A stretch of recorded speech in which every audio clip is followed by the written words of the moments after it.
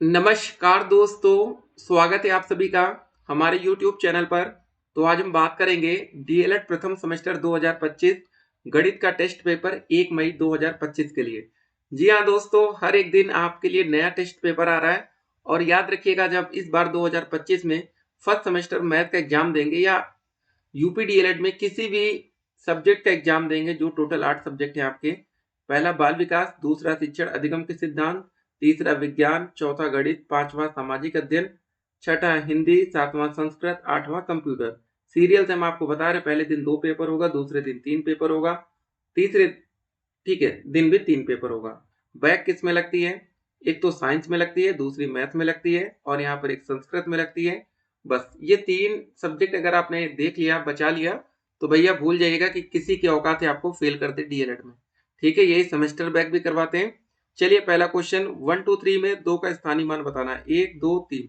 हमने आपको एक बात बता रखी है एकदम शॉर्टकट ट्रिक, जिसका भी स्थानीय मान निकालना उसके नीचे एक डंडी खींच दीजिए। जैसे 2 का निकालना 2, उससे पहले जितनी भी संख्या आ रही है उतनी बार 0 लिखिए। एक आ रही ना, अगर मान लीजिए 1 2 3 में 3 का निकालना होता है, 3 के नीचे डंडी खींचते हैं, आगे कुछ नहीं तो इसका स्थानीय मान 3 होता है। 1 2 3 में दोस्तों अगर 1 का निकालना होता है, 1 के नीचे डंडी खींचते हैं, 1 लिखते हैं, बाकी कितनी बार संख्या इधर बच रही है? 1 2, तो 2 बार 0 हो गया। तो इसका सही आंसर क्या होगा दोस्तों? 20 होगा। एक नंबर दीजिए, आगे बढ़िए। 56 गुणे 8 कर दीजिए, नॉर्मल मल्टीप्लीकेशन है, तो बताइए क्या होगा? 8 छंग 48, हाथी लाया 4, 8 पंच 40, 4 44, 448 विकल्प नंबर बी एकदम करेक्ट आंसर होगा। अगला क्वेश्चन दोस्तों देखते हैं। लिखा है 3/4 प्लस में 1/4, क्या होगा दोस्तों? देखिए यहाँ पर हर दोनों में समान है तो यहाँ 4 हो जाएगा, तो यहाँ पर 3 प्लस 1 हो जाएगा 4, 4/4। तो इसका मान 1 भी हो सकता है, लेकिन अब हमें विकल्प देखना पड़ेगा ना कि विकल्प में किस तरह का यहाँ पर दिया गया है।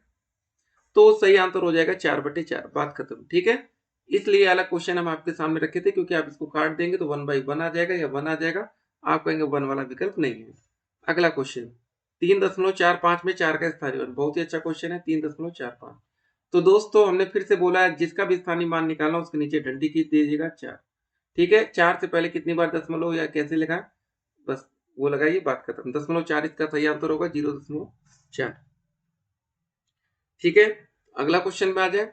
तो दोस्तों यहाँ पर क्वेश्चन नंबर 5 क्या रहा? 36 का आपको एक अपवर्तक विभाजक कौन होगा, आपको ये बताना है। ठीक है, 5 4 7 या 9। देखिए दोस्तों, 36 में जिससे भाग चला जाए वही इसका अपवर्तक विभाजक होगा। 36 में 5 से भाग करेंगे तो शेषफल बचेगा, तो ये नहीं होगा। 4 से भाग चला जाएगा, ठीक है, 4 9 36, 7 से करेंगे नहीं जाएगा, और 9 चौक 36। तो अब आपको इसका सही आंसर बताना है। ऐसे क्वेश्चंस पेपर में कभी कभी आते हैं, तो इसलिए हर एक वीडियो में, मतलब हमारा जो भी टेस्ट सीरीज होता है, हम ऐसे क्वेश्चन जरूर आपके सामने रखते हैं जहां पर या तो 2 विकल्प सही होता है या तो कोई भी विकल्प सही नहीं होता है। उससे दोस्तों ये पता चलेगा कि आप क्या सोच रहे हैं। आप ही में से कोई बच्चा ये बताएगा कि सर इसका सही आंसर 4 होगा, कि कोई बच्चा बताएगा 9 होगा। ठीक है, तो इसलिए आप इस तरह के भी क्वेश्चन प्रैक्टिस में रखें, ताकि आप सुपर टेट या यूपी टेट या सी टेट की तैयारी में जब लगेंगे तो वहां पर जब क्वेश्चन को चैलेंज किया जाता है तब आप भी उसमें पार्टिसिपेट कर पाएंगे। तो इसका जो सही आंसर होगा 4 और 9 दोनों होगा। ठीक है, तो पेपर में ऐसे क्वेश्चन आते हैं तो फिर आपको होता है ना, कॉमन नंबर मिल गया, बोनस नंबर मिल गया। ठीक है, चलिए अब आज का अगला प्रश्न देखते हैं। तो दोस्तों क्वेश्चन नंबर 6 क्या रहा? 7 एक अभाज्य संख्या है क्योंकि। अब दोस्तों देखिए, अभाज्य संख्या किसको बोलते हैं? जो संख्याएं एक से कटे या खुद से। दो ही इसमें ऑप्शन होने चाहिए, एक और खुद बस। दो से या दो से विभाजित होती है, ये गलत होगा। या केवल एक और स्वयं से विभाजित होती है, ये सही आंसर है। ये सम संख्या, ये तो सम है भी नहीं, इसका गुणज, बातें खत्म। ठीक है, बी विकल्प एकदम करेक्ट आंसर होगा। 25% का अर्थ क्या होता है दोस्तों? एक बात याद रखिएगा, कभी भी कोई संख्या के साथ परसेंटेज का चिन्ह लगाए तो जब परसेंट का चिन्ह हटता है परसेंटेज वाला, तो ये बटे में 100 आ जाता है। तो 25 से कम 25, 25 चौके 100, 1/4। देखिए कोई विकल्प दिख रहा है? 7 का नंबर 1। ठीक है, अगले क्वेश्चन में चलते हैं। किस ग्राफ में गोले का प्रयोग किया जाता है, बताइए जल्दी से। तो इसका सही आंसर होगा दोस्तों हमारा पाई चार्ट। एक नंबर देते जाइएगा अपने आप को। 3x प्लस 5 और 2x माइनस 1 का जोड़ क्या होगा? तो ठीक है, 3x प्लस 5 है, प्लस में क्या कर देंगे 2x माइनस 1। दोस्तों x x एक साथ कर लीजिए, 3x प्लस का 2x हो जाएगा, प्लस का 5 माइनस 1, 3 2 5x हो जाएगा, और 5 में से घटेगा 4 बचेगा, 5x + 4। पहला विकल्प एकदम करेक्ट आंसर। क्वेश्चन नंबर 10, जो दोनों ओर से अनंत लंबी होती है वह क्या होती है? बताइए। रेखा होती है, रेखाखंड होती है, किरण होती है, वक्र। रेखाखंड की दोस्त एक निश्चित लंबाई होती है, उसको हम रेखा बोलते हैं। प्रकार और पटरी की सहायता से 90 अंश का कोण कैसा बनता है? अगर 90 अंश का ये कोण बना तो कैसा कोण है बताइए? सिंपल सी बात है, समकोण। न्यून कोण कौन सा होता है? जो 0 और 90 के बीच का होता है। अधिक कोण 90 से अधिक, 180 से कम। ठीक है, अगला क्वेश्चन। 120 अंश कोण को किस श्रेणी में रखा जाएगा? ये 90 से ज्यादा है, 180 से कम है, तो ये दोस्तों अधिक कोण की श्रेणी में रखा जाएगा। 3 भुजाओं, याद रखिएगा जो 12 नंबर क्वेश्चन से यहाँ पे आपको 2 नंबर मिलते हैं पेपर में।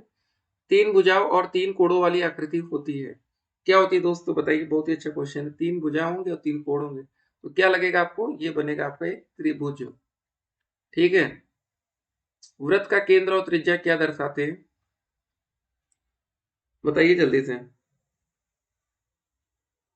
ये दोस्तों दर्शाते हैं केंद्र बिंदु और दूरी। ठीक है। वर्ग की परिमिति क्या होगी? एक भुजा 5 सेंटी। परिमिति का मतलब दोस्तों परिमाप होता है, जैसे वर्ग हो गया। ठीक है। परिमाप कैसे निकालने जाते हैं? चारों जितनी भी भुजाएं हैं उस सबको जोड़ दीजिए, तो ये होता है। तो वर्ग की परिमिति का फॉर्मूला था 4 × a, तो 4 × 5 कर देंगे तो हो जाएगा 20 सेंटीमीटर। याद रखिएगा जो लास्ट में हम सेंटीमीटर लिख रहे हैं ये बहुत ज्यादा जरूरी होता है अगर लघुत्तरी अति लघुत्तरी का क्वेश्चन है। एलसीएम बताइए दोस्तों, 4 और 6 का क्या होगा? 4 और 6 का एलसीएम निकाल लीजिए। ठीक है, 2 से भाग करिए, 2 दूनी 4, 2 तिहाई 6, फिर 2 से भाग करिए, 2 एकम 2, 3, फिर उसके बाद 3 से निकाल दीजिए 1 1, तो हो जाएगा यहाँ पर 2 × 2 × 3, 2 दूनी 4 3 12। ठीक है, ये आंसर सही हुआ। दोस्तों एलसीएम का मतलब होता है वह छोटी से छोटी संख्या जिसमें 4 और 6 दोनों को भाग दिया। देखिए ना, और तो कोई है? जैसे 8 में 4 से तो भाग कर लेंगे लेकिन 6 से नहीं जाएगा। एचसीएफ 18 और 24 का, 18 और 24 का। अब दोस्तों भाग विधि हमें सबसे अच्छा लगता है। 18 से 24 में भाग करिए, कितनी बार जाएगा? एक बार जाएगा, 18, 6 आया, और दोस्तों उसके बाद जो ये 18 रहता है यहाँ पर आ जाता है, 3 बार में कट जाएगा, 6 18। ये तब तक हम भाग करते हैं जब तक दोस्त यहाँ पर शेषफल 0 ना है। तो ये दोस्तों एचसीएफ दोनों का जो होगा वो 6 होगा। 6 का मतलब 6 से आप 18 में भी भाग दे सकते हैं, 24 में। ये दोस्तों एचसीएफ का मतलब होता है महत्तम समापवर्तक बड़ी से बड़ी संख्या। यदि 5x बराबर 20 है तो x का मान होगा, तो x बराबर हो जाएगा 20/5, 5 चौके 20, तो x का मान आ जाएगा 4। ठीक है, तो दोस्तों अगर आपने 4 वाला विकल्प बताया था तो 1 नंबर अब आपके पास है। तो देखिए कोई भी क्वेश्चन कठिन नहीं होता, कोई भी प्रश्न आसान नहीं होता, बस आपकी प्रैक्टिस कैसी है ये दोस्तों मैटर करता है। और आप लोग रेगुलर प्रैक्टिस करते रहिए, हर एक दिन हम आपके लिए वीडियो बनाते रहेंगे। ठीक है, किसी भी प्रकार की अगर आपको कोई कंफ्यूजन हो तो आप मैसेज कर सकते हैं। और दोस्तों अगर अभी तक आपने हमारा कोर्स नहीं लिया है तो भाई मैसेज कर दो, ठीक है ना, समय निकल जाएगा फिर कोई मतलब नहीं रहेगा। 8738079216 आपके लिए दोस्तों अनलिमिटेड मॉक टेस्ट आपको मिलता रहेगा। देखिए अगर आप मॉक टेस्ट नहीं लगाएंगे तो पेपर में एक अच्छा स्कोर नहीं कर पाएंगे, फिर पास होने के लाले पड़ जाएंगे। ठीक है, तो पढ़ाई के साथ मॉक टेस्ट बेहद जरूरी है। चलिए दोस्तों मिलते हैं एक और वीडियो में, तब तक के लिए स्टे कनेक्टेड और ऑल द बेस्ट।